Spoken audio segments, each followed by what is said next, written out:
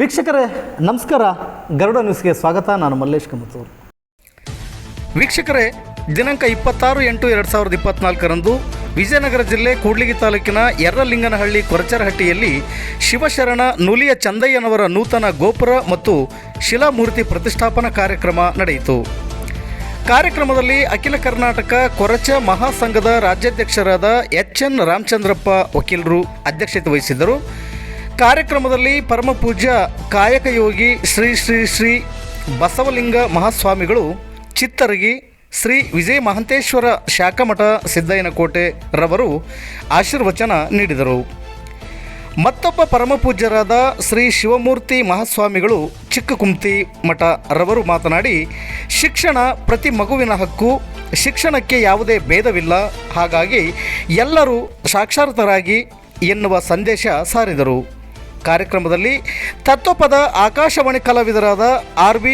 ಗುರುಶಂಕರಪ್ಪ ಮತ್ತು ತಂಡದಿಂದ ತತ್ವಪದ ಭಜನೆಯಿಂದ ಕಾರ್ಯಕ್ರಮಕ್ಕೆ ಅರ್ಥಪೂರ್ಣವಾದ ಮೆರುಗು ತಂದುಕೊಟ್ಟರು.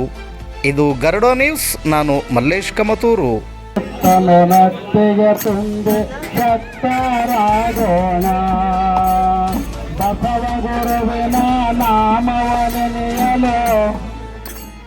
ಕಷ್ಟವಲ್ಲ ದೂರ ಮಹಾನುಭಾವರ ವಚನದಿ ನಡೆದರ್ ದೇವನ ಉತ್ತಾರ. ಅನುಭವ ಮಂಟಪಕ್ಕೆ ಶಾಲೆ ಸಂತವೇ ಹೋಗ್ತಾರೋ, ಒಲೆಯ ಸತ್ಯಕ್ಕೆ ಹೋಗ್ತಾರೋ. ನೀವು ಮಾಡ್ತಕ್ಕಂಥ ಕಾರ್ಯ ಅಲ್ಲ. ನೀವು ಬರೀ ಬದಲಾವಣೆ ಆಗಲಿ, ಪರಿವರ್ತನೆ ಆಗಲಿ ಅಂತ ತಿಳ್ಕೊಂಡು ಅನುಭವ ಮಂಟಪದಲ್ಲಿ ಅವ್ರನ್ನೆಲ್ಲ ಶೈಕ್ಷಣಿಕವಾಗಿ ಬದಲಾವಣೆ ಮಾಡ್ತಾರೋ. ಅವರೆಲ್ಲ ವಚನಗಳನ್ನು ಬರೀತಾರೋ. ನೂಲಿ ಚಂದಯ್ಯನವ್ರು ಎಂತ ಅದ್ಭುತವಾದ ಅವ್ರ ಸಾಧನೆ ಅಂತಂದ್ರೆ, ಅವರು ಎಲ್ಲರೂ ಒಂದೊಂದು ಕಾಯಕ ಇತ್ತು. ನೂಲಿ ಚಂದಯ್ಯನವ್ರು ಹತ್ತಿರ ಕಾಯಕ ಆದ್ರೆ ಅಂಬಿಗರ ಚಂದಯ್ಯನವರು ನಾವು ಅಂತ ತಗೊಂಡು ಹೋಗ್ತಕ್ಕಂಥದ್ದು. ಅಂಬಿಗರ ಚಂದ ಮಡಿವಾಳ ಮಾಚಯ್ಯನವರು ಬಟ್ಟೆಗಳನ್ನು ಬೆಳೀತಕ್ಕಂಥದ್ದು. ಎಲ್ಲ ಪ್ರತಿಯೊಬ್ಬರು ಒಂದೊಂದು ಕಾಯಕ ಇತ್ತು. ಇವೆಲ್ಲ ಕಾಯಕ ಜಾತಿಯಿಂದ ಬಂದಂತ ಕಾಯಕಗಳು. ಅದು ಜಾತಿ ಮುಖ್ಯ ಇಲ್ಲಿ. ಅದಕ್ಕೆ ಬಸವಣ್ಣನವರು ನೂಲಿ ಚಂದಯ್ಯ, ಸಂಗಾರಯ್ಯ, ಕುಂಬಾರ ಗುಂಡಯ್ಯ, ಹಿಂಗೆಲ್ಲರೂ ಮೇಲಾರ್ಕೇತಯ್ಯ, ಅಯ್ಯ ಅಯ್ಯ ಅಯ್ಯ ಅಂತೇಳಿ ಅವ್ರ ಹೆಸರು ಅಂತಂದ್ರು. ಅಯ್ಯ ಅನ್ನೋ ಶಬ್ದ ಏನು ಅಂತಂದ್ರೆ ಅವ್ರ ಸ್ವಾಮಿಗಳು ಅಂತ, ಅವ್ರ ಜಂಗಮರು ಅಂತ. ಊರಾಗಿರ್ತಕ್ಕಂಥ ಎಲ್ಲೇ 4 ಮನೆಯಾಗಿರ್ತಕ್ಕಂಥ ಜಂಗಮರಿಗಿರೋರು ಇವರೆಲ್ಲ ದೇವರ ಸಮಾನಗಳು. ಇವೆಲ್ಲ ಬರೀ ಬದಲಾವಣೆ ಆಗುತ್ತೆ ತಿಳ್ಕೊಂಡು ಅನುಭವ ಮಂಟಪದಲ್ಲಿ ಅವರೆಲ್ಲ ವಚನಗಳನ್ನು ಬರೆದರು. ದೊಡ್ಡ ಗುರುಗಳು, ನಿಮ್ಗೆ ಸಮಾಜಕ್ಕೆ ಒಂದು ದೊಡ್ಡ ಗುರುಗಳು ಇವರು. ಇವ್ರನ್ನ ನೀವು ಮುಂದೆ ಇವರೇ ದೊಡ್ಡ ಗುರುಗಳು ಅಂತ ಇಟ್ಕೊಂಡು ಇವರೇ ನಿಮ್ಮ ಗುರುಗಳು. ಈ ಗುರುಗಳು ಮುಂದೆ ಗುರುಗಳಿಗೆ ಗುರುಗಳು ನುಲಿ ಚಂದಯ್ಯನವರು. ನಮಗಿಲ್ಲ ಅಂತಲ್ಲ, ನಾವೆಲ್ಲ ನಿಮ್ಮ ಜೊತೆಗಿರ್ತೀವಿ.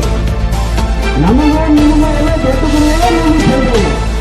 12ನೇ ಶತಮಾನದಲ್ಲಿ ಬಸವಾದಿ ಶಿವಶರಣರ ಒಂದು ಅನುಭವ ಮಂಟಪದಲ್ಲಿ ದೊಡ್ಡ ಶರಣರವರು ನೂಲಿ ಚಂದಯ್ಯನವರು, ಸಂಗಾರ ಹರಳಯ್ಯನವರು, ಕುಂಬಾರ ಗುಂಡಯ್ಯನವರು, ಮೇಲಾರ್ ಕೇತಯ್ಯನವರು, ಅಂಬಿಗರ ಚೌಡಯ್ಯನವರು, ಮಾದಾರ್ ಚೆನ್ನಯ್ಯನವರು, ಲಕ್ಷದ ಮೇಲೆ 96,000 ಶರಣ ಶರಣೀಯರು, ಎಲ್ಲರೂ ಕಾಯಕವನ್ನು ಮಾಡ್ತಕ್ಕಂಥ ಶರಣರು.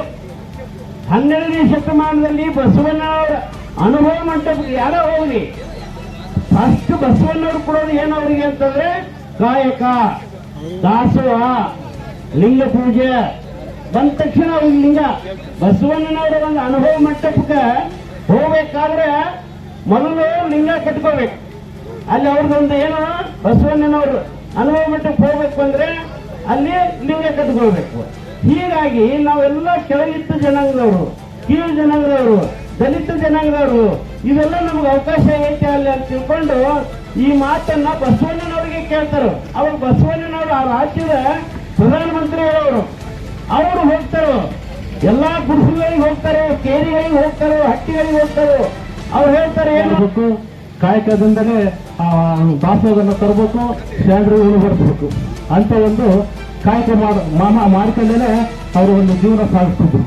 ಈಗ ಸತಿ ಕಾಯಕವೇ ಕೈಲಾಸ, ನೀವು ಮಾಡುವ ಕಾಯಕದಲ್ಲಿ ದೇವನ ನೋಡ್ಕೊಂಡು ಮಾತು ಹೇಳಿದ್ರು. ನೋಡ್ರಿ, ಇವತ್ತೆಲ್ಲ ನಾನು ಇಲ್ಲಿ ಗೋರಖ್ಪುರ ಒಂದು ಚಿಕ್ಕೂರಿಗಿದ್ದ ಬಂದಾಗ ಕತ್ತಳಿ ನಾರು ತರೋದು, ರೋಡಿಗೆ ಹಾಕೋದು, ಇಲ್ಲಾಂದ್ರೆ ಹಳ್ಳಕ್ಕೆ ಹಾಕಿ ನೀರನ್ನ ಕಾಯ್ಕೆ ಅದು ನಾರು ತೆಗೆದು ಹಕ್ಕ ಮಾಡಿ ಸಂತಿಗಳಿಗೆ ಮತ್ತು ಹಳ್ಳಿಗಳಿಗೆಲ್ಲ ಅದನ್ನ ಮಾರಾಟ ಮಾಡಿ ಆ ಬಂದಂತ ಹಣದಿಂದ ಅವರು ಸಂಸಾರ ಜೀವನವನ್ನು ಸಾಗಿಸ್ತಿದ್ರು. ಅದು ನಾನು ನೋಡಿದಂತ ಒಂದು ಕಣ್ಣಿಂದ ನೋಡಿದಂತ ಒಂದು ದೃಶ್ಯ ಅದು. ಅದಕ್ಕಾಗಿದೆ ಇವತ್ತು ಸಚಿವೆ ನಮ್ಮಂತೆ ಶ್ರಮಗಾರ ಮಕ್ಕಳಿಗೆ ಒಳ್ಳೆ ವಿದ್ಯಾಭ್ಯಾಸ ಕೊಟ್ಟು ಮಕ್ಕಳಿಗೆ ಒಳ್ಳೆ ಒಂದು ಜಾಣಗೆಯಿಂದ ಅವರ ಒಂದು ಜೀವನವನ್ನು ವೃತ್ತಿ ಸಾಯಿಸಿಕೊಂಡು ಹೋಗ್ಲಂತಂದು ಮಕ್ಕಳಿಗೆ ಇವತ್ತು ಅವ್ರು ಒಳ್ಳೆ ಒಂದು ವಿದ್ಯಾಭ್ಯಾಸ ಕೊಡಿಸ್ಬೇಕಾಗಿ ನಾನು ಅವ್ರಿಗೆ ಹೇಳ್ತಾ ಇದ್ದೀನಿ. ಯಾಕಂದ್ರೆ ಇವತ್ತು ವಿದ್ಯಾ ಯಾರು ಬೇಕಾದ್ರೂ ಇಂಥರೇ ಕಲಿಬೇಕಂಬುದೇನಿಲ್ಲ, ಅದು ಯಾರು ಬೇಕಾದ್ರೂ ಸಾಧನೆ ಮಾಡ್ಬೋದು. ಅದಕ್ಕೆ ಹೇಳಿದ್ರು, ಸಾಧನೆ ಇಲ್ಲದೆ ವಿದ್ಯಾರ್ಥ, ಗುರಿ ಇಲ್ಲದೆ ಸಾಧನೆ ಅರ್ಥ ಅಂತ ಹೇಳಿದ್ರು.